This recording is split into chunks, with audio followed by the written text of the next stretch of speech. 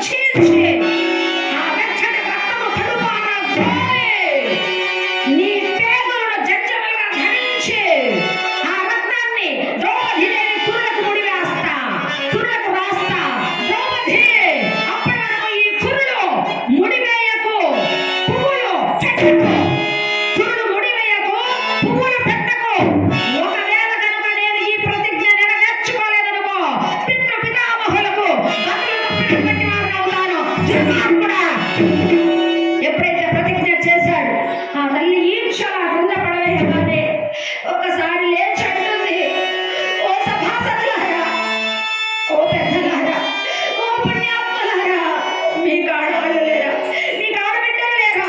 ఈనాడు ఈ దుశ్శాసనుడు పడుతున్న బాధలు చూసి కూడా అలా విన్నకున్నారా? ఎవరిని అక్కడ ఉన్నటువంటి వికర్ణుడు లేచాడు.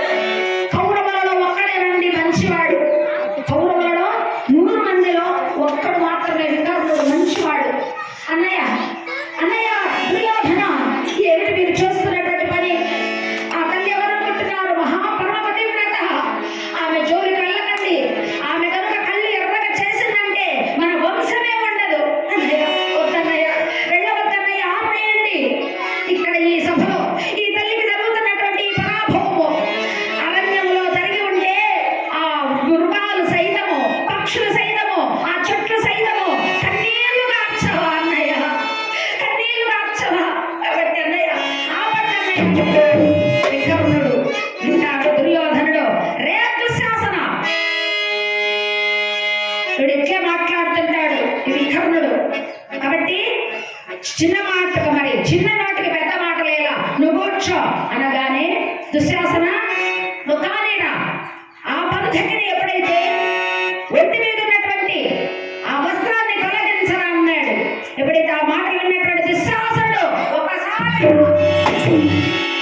రావే బంధకిని అలా వెళ్తున్నాడండి. ఆ తల్లి సభలో